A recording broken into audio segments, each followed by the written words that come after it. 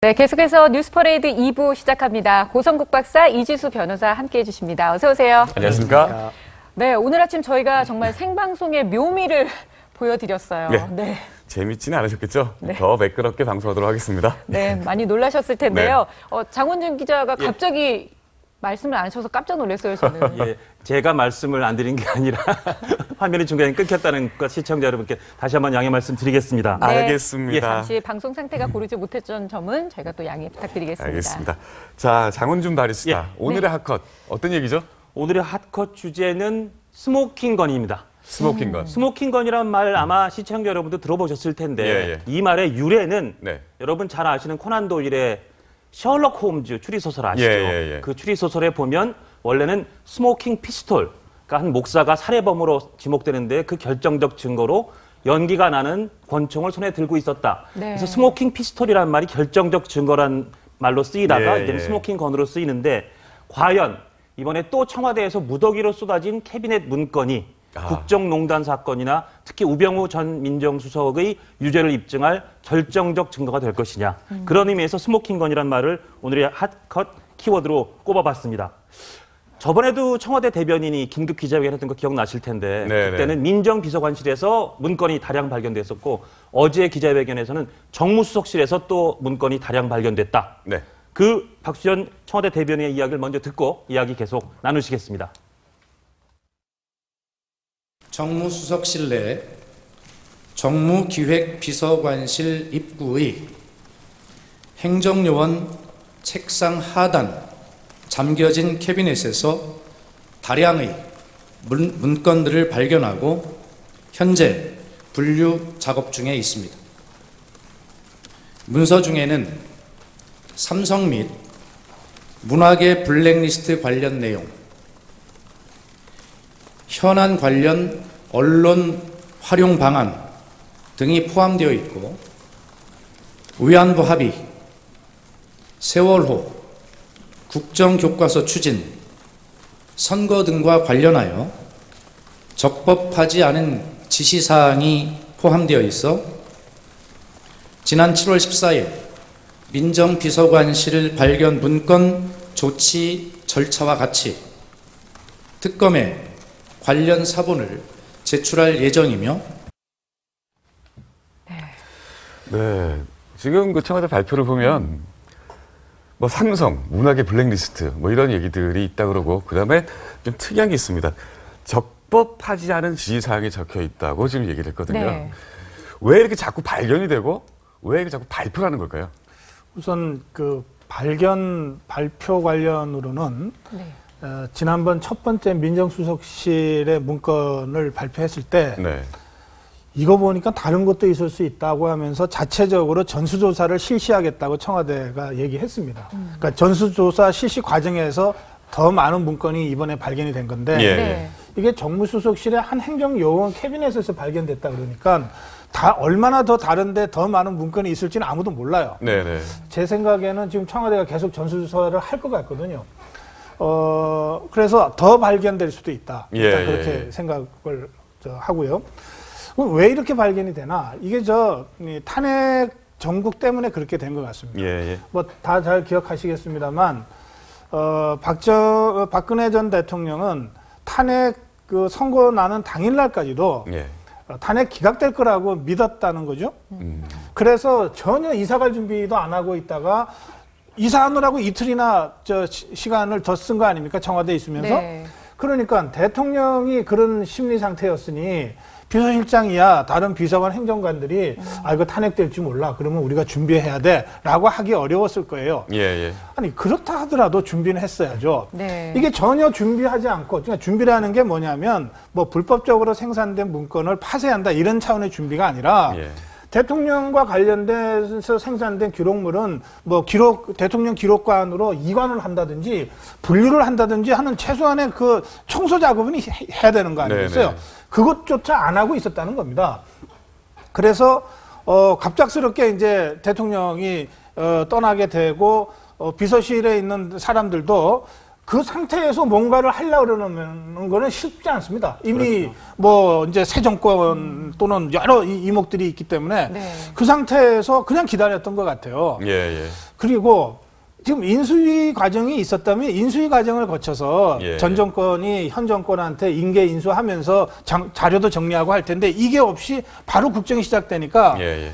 문재인 청와대도 저 기존에 있던 전 정권 청와대에서 뭐가 있었는지를 조사할 시간도 없이 뭐 당장 대북 대응에 도발에 대응해야 되고 정상회담 준비해야 되고 뭐 정신없이 여기까지 온 거 아닙니까? 그렇죠. 그래서 뒤늦게 발견된 거지. 뭐 미리 다 알고 있다가 무슨 시간을 딱 맞춰서 뭐 정치적 의도를 가지고 이랬다고 저는 믿지 않습니다.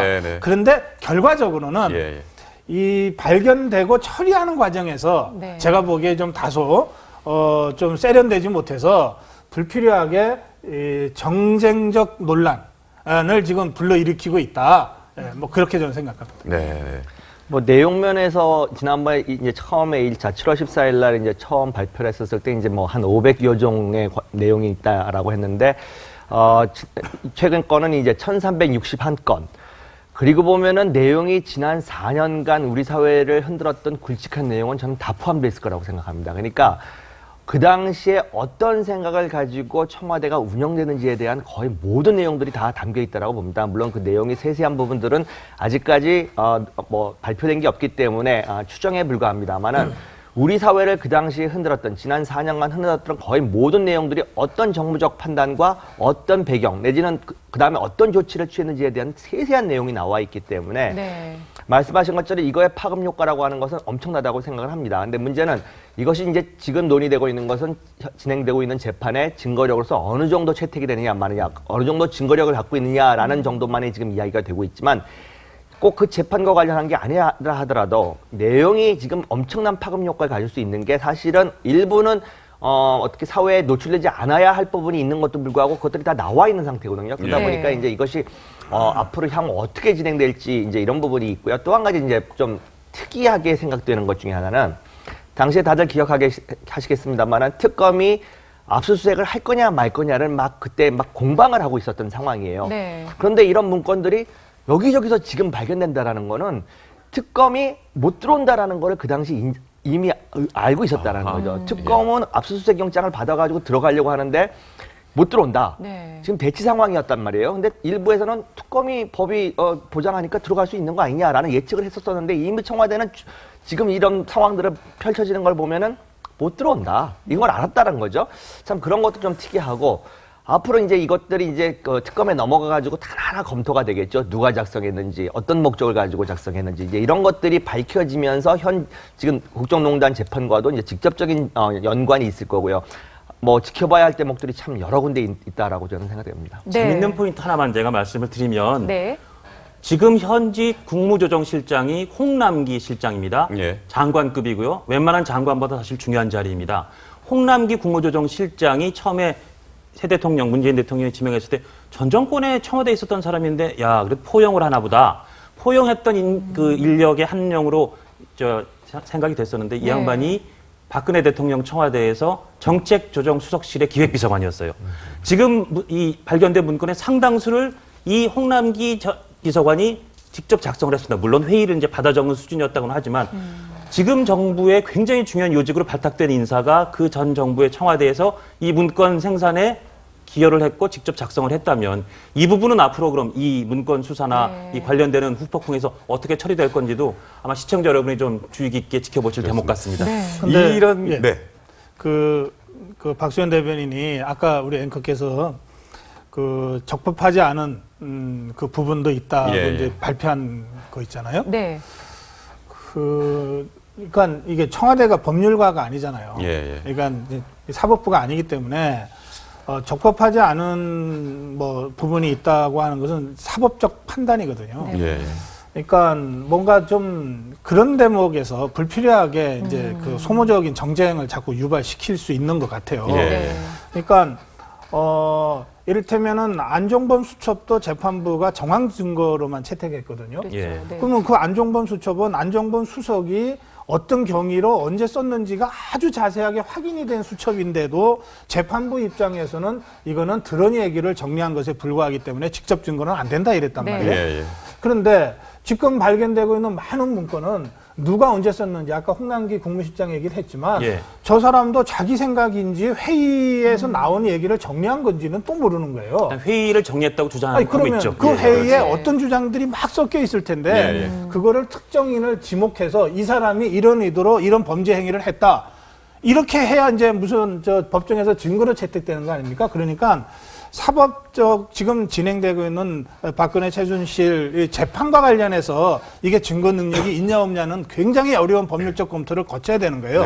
그런데 그와 별도로 이미 발표되고 알려지고 있는 내용이 갖는 정치적 파괴력은 그것대로 있는 거예요. 그렇죠. 그런 정치적 부분에 때문에 지금 고 박사님 말씀대로 사법적 판단은 차치하고 국민들이 떠올릴 이름이 있습니다. 우병우 전 수석. 그렇죠. 사실은 지금 이렇게 발견된 문건들이 어떻게 보면 개인에게 가장 재판에 영향을 미칠 사람, 그럼 제일 먼저 떠오르는 사람은 우병우 전 민정수석이 될 텐데 우병우 민정수석이 어제 마침 또 재판에 출석하면서 관련된 질문을 받았습니다. 그 모습을 좀 보시고 이야기 계속 나누겠습니다. 언론 보도 봤습니다마는 무슨 상황인지 무슨 내용인지 알 수가 없습니다. 우석이 눈빛이 좀 부드러워진 것 같습니다. 뭐 과거에 레이저 눈 뭐 이런 이야기들을 많이 했는데 아무래도 걱정이 되는 상황인 건 분명하겠죠. 자기는 또 하나 지금 속으로 은근히 분노하고 있을 거예요. 분명히 지시를 내렸을 겁니다. 그 관련된 모든 문건을 폐기하거나 어떤 조치를 취하라고 명령을 내렸을 텐데 그게 지금 이행되지 않았다라는 게. 이 재임 기간하고 이 문건 생산 기간이 좀 겹치는 뭐 그거는 이제 조홍천 의원에 의해서도 어저께 이제 방송에서 재임 기간이 겹치고 아마 이제 우병우 민정수석이 있는 동안에 작성된 자료다라고 이제 거의 확인이 되는 과정 중이기 때문에 상당히 심기는 불편할 거라는 건 뭐 논란의 여지가 없는 거고요. 문제는 근데 첫 번째 거는 민정수석실에서 이제 제작이 된 만들어진 문서인데 이제 어제 발표된 거는 사실은 그건 아니고 정무수석실 쪽에 자료가 많이 나왔다라고 하는 건데 우병우 지금 전 민정수석에 대한 내용도 나오지만 이제 정무수석실이라고 한다고 하면은 김기춘에게도 또 연결되는 부분들이 분명히 나오거든요, 이거는. 그러니까 지금 김기춘 전 실장 같은 경우에 지금 뭐라 그럴까, 직권남용죄로만 지금 기소가 돼가지고 재판을 받고 있는데 지금 나오는 내용들이 만약에 김기춘 실장하고 어떤 식으로든 연결고리가 된다라고 하면은 지금보다도 더 무거운 처벌도 그러니까 그 재판이 진행될 수도 있고요, 기소가 될 수 있는 상황이고. 아까도 말씀드렸듯이 지금 내용 하나하나가 너무나 메가톤급적인 내용들이기 때문에 이것이 어디까지 불똥이 갈지 이것이 물론 사법적인 것과 더불어 정치적인 것 이 부분에 대해서 이제 앞으로 미칠 파급 효과 상당히 지금 주목이 돼야 되는 상황이라고 봅니다. 근데 이제 이 점과 관련해서 청와대와 검찰이 잘 다뤄야 될 것이 이게 어쨌든 지난번에 박수현 대변인이 언론한테 공개한 것은 자필 메모였지 않습니까? 그러니까 이 메모는 기록물이 아니다라고 해서 공개를 한 겁니다. 그러나 그 당시에도 작성된 문건 자체를 공개하지는 않았어요. 이것은 기록물일 수가 있기 때문에 함부로 공개하면 안 되는 거예요. 그런데 다만 지금 재판 중인 수사와 관련된 증거일 수 있기 때문에 특검에다 사본을 제출한 거거든요. 그러면 어제 발표한 그 정무수석실의 문건은 무슨 메모가 있는 것이 아니고 다 생산된 문건이니까 그러니까 이 자체가 대통령 기록물인지 아닌지를 먼저 판단해야 되고 기록물이라면 그 내용이 어떻든 상관없이 대통령 기록원으로 이관을 시켜줘야 돼요. 다만 그중에 현재 진행되고 있는 재판과 관련된 증거가 있다면 그 부분을 사본을 이제 만들어서 특검에다가 줄 수 있을 텐데 그 경우에도 특검이 이런 자료가 있다고 다 언론에 공개할 수 있겠느냐, 그게. 재판에 필요한 부분만 재판정에서 증거로 제출하는 것이지 문건 전체를 공개할 수 있겠는가라고 하는 법률적 문제가 있어요. 그러니까 그래서 저는 이게 굉장히 예민하고 폭발력 높은 내용들이 많이 담겨져 있을 거는 같은데 이게 우리한테 알려지지는 않을 거다. 그리고 이 정치권에서 공방은 하겠지만 예컨대 야당에서 진짜 무슨 내용인지 봅시다 할 때 볼 수 있겠는가? 물론 국회 본회의 의결을 거쳐서 옛날에 NNL 자료 보듯이 그렇게 볼 수는 있을지 모르겠습니다만 그런 법률적 문제가 있습니다. 알겠습니다. 이변 어떻습니까? 이게 정치적으로 그 박사 말씀대로 큰 이슈가 될 것이고 그 스모킹걸 될 수가 있겠는데 법적으로 어떻습니까? 글쎄요, 지금 법이 대통령 기록물에 관련된 법률이 뭐 미진한 부분이 있습니다. 지금 말씀하신 것 중에 저는 이제 좀 다른 생각을 갖고 있는 게 대통령 기록물들이 지정이 되면은 이관돼야 되는 것만큼은 이론이 없습니다. 근데 그 이관의 주체가 누구냐? 그러니까 예를 들어서 전 정권에게 이관의 주체가 그러니까 의무가 있다라는 거는 다 동의를 합니다. 근데 새 정권이 그거를 우연치 않게 발견됐는데 이관해야 할 의무까지 있느냐? 이 부분부터 지금 논란이 있는 겁니다, 사실은. 네네. 과거의 정권은 당연히 이제 정권을 정리하는 과정에서 기록물로 지정할 거 지정하고 넘길 거 넘기고 이런 의무와 어떻게 보면 권리 같은 게 다 있는데 지금 새 정권에게도 그런 의무와 권리가 생기느냐 이 부분도 지금 사실은 명확하진 않아요. 일부에 따라서는 아무래도 좀 여당 편향적인 학자들은 아니다. 그건 전 정권이 했었어야 할 매듭을 졌어야 할 일이지 왜 이거를 그 의무 자체를 이 현 정권에게 주느냐. 또 어떤 분들은 그렇지 않다. 이거는 일단 대통령 기록물이기 때문에 그것은 이관이 누가 되느냐의 문제는 없다. 넘겨야 된다. 이런 논의도 있고요. 그러니까 저는 변호사님 말씀이 굉장히 중요한 포인트라고 보는데 이게 국가는 영원한 거 아닙니까? 정권은 5년마다 한 번씩 바뀔 수 있지만 그러면 지금 전 정권이 생산한 문건이 사실은 기술적 실수로 지금 이게 제대로 정리 안 되고 남아 있는데 이게 발견이 됐다면 현 정권에서 전 정권의 책임자를 불러다가 우리가 이런 걸 발견했다. 이게 아마도 당신들이 실수로 빠뜨린 모양인데 지금이라도 분류해서 기록원으로 이관할 것들은 이관하고 나머지는 폐기하라든지 이렇게 가야 되는 거예요. 그래야 그 다음 정권도 전 정권의 이러한 실수에도 불구하고 국가는 계속되니까 그렇게 가야 되는데 마치 이거를 무슨 호재 만난 듯이 이렇게 해서 뭐 지금 저는 재판과 관련된 부분들은 그건 쓸 수 있다고 생각합니다. 그러나 그렇지 않은 부분들까지 뭔가 이렇게 정치적으로 이렇게 확대 재생산하는 거 이게 국가를 경영하는 집단이라는 관점에서 볼 때 적절한 거냐에 대해서는 좀 고민이 좀 깊어질 필요가 있다고 생각합니다. 알겠습니다. 네. 와, 오늘도 정말 뜨거운 이야기 함께 나눠봤습니다. 말씀 감사합니다. 고맙습니다. 고맙습니다. 감사합니다. 1분 뒤에 뵙겠습니다.